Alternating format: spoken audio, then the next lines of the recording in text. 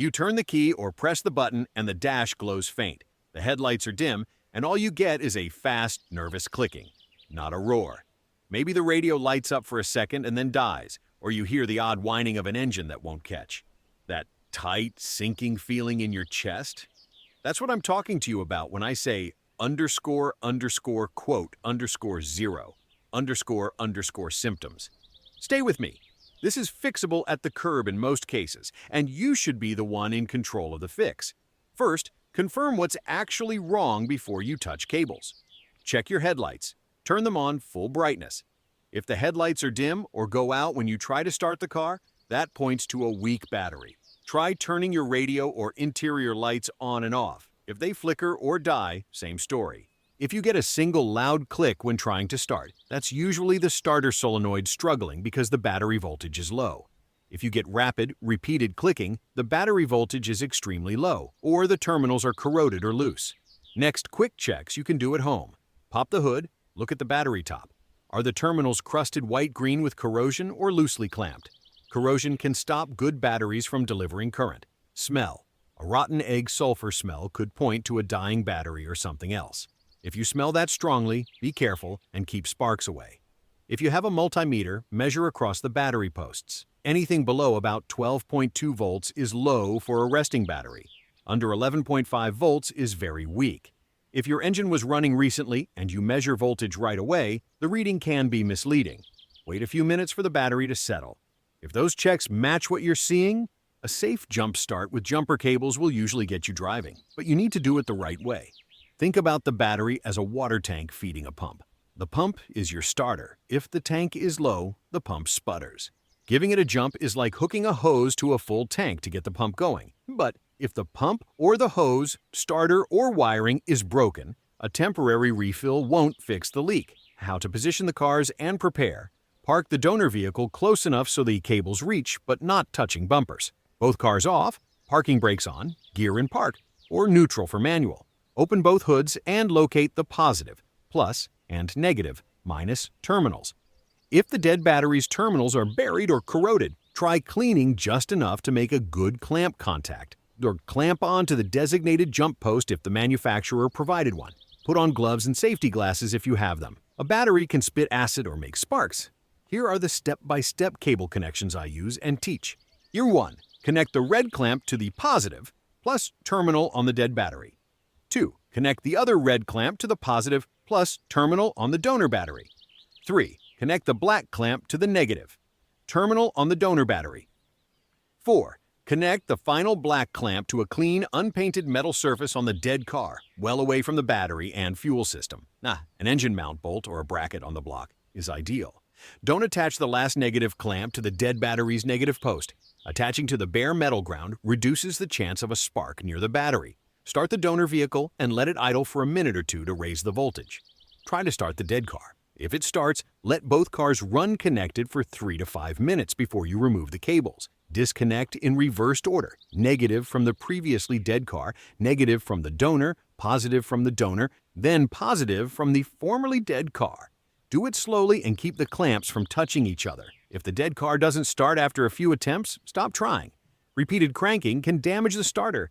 That's when you need a test or a tow. Cost and what to expect if you ignore the problem. A simple jump from a neighbor or roadside service is often free or under $50. If the battery is the issue, a new battery for most used cars ranges from about $70 to $180 for common replacement batteries. Premium batteries or certain European models can be $200 to $300. A shop installing a battery will usually charge $20 to $60 labor on top of the battery cost, sometimes bundled as a flat install price. If the real problem is the alternator or starter, expect $300 to $700 for an alternator replacement and $200 to $600 for a starter, depending on make and labor. Worst case scenario if you ignore a weak battery. You could be stranded, the battery could fail completely while driving and put stress on the alternator, or electronics glitches may appear. Replacing a dead battery early is almost always cheaper than paying for a tow plus a failed alternator down the road. If you're looking to save money and be safe, here's the cheap fix and the fair price to demand. Cheap fix. Ask a neighbor or use your roadside app for a Jumpstart. It's quick, and usually free or inexpensive. Before you leave the scene, ask them to let the engine run 10 to 15 minutes so the alternator gets a chance to charge the battery. After you get home or to a shop, have the battery load tested. Many parts stores will do that for free. If the battery fails the load test, expect to pay roughly $70 to $150 for a replacement battery on most domestic and common import cars, and around $120 to $250 for higher capacity or premium batteries. A fair independent shop installation fee is typically $20 to $60. Dealerships often charge more. Many useful links can be found in the description. When you call a mechanic or a mobile tech, be specific about symptoms and voltage readings if you have them. Tell them the headlights were dim, you heard rapid clicking, and the multimeter read X volts. When you get a quote for a replacement battery, ask for the brand, warranty length, in years and in cold cranking amps or CCA, and whether core charge is included. If they quote alternator or starter replacement, ask them to show you the test results. A proper alternator test will show charging voltage at idle, 13.8 to 14.6 volts, and under load. If they can't show test numbers, you have the right to refuse or ask for a second opinion. A common dishonest upsell I've seen. A tech tells a worried driver that quote 1 or quote 2 to justify a big bill. Another line is quote 3 without presenting a charging test. Sometimes the alternator is fine and the battery is just old. That panic language is meant to push you into saying yes.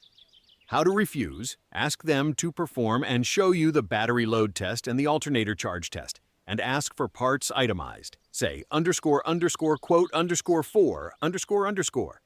If they refuse, walk out or get a second opinion. Safety reminders: always clip the cables in the right order and keep metal tools away from battery terminals.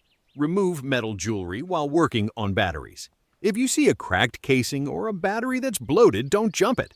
That battery can explode and needs professional handling. If anyone nearby smokes, insist they move away until the job is done. If your battery is older than 3 to 5 years, it's more likely the root cause. Batteries weaken slowly. They may start the car some mornings and fail on others. Consider preemptive replacement if you depend on your car for work or long trips. Keep the purchase receipt and warranty info. Most batteries have a pro-rated warranty if they fail early. A final practical tip: keep a compact set of jumper cables in the trunk, 4 to 6 gauge, at least 10 feet long, and know how to use them.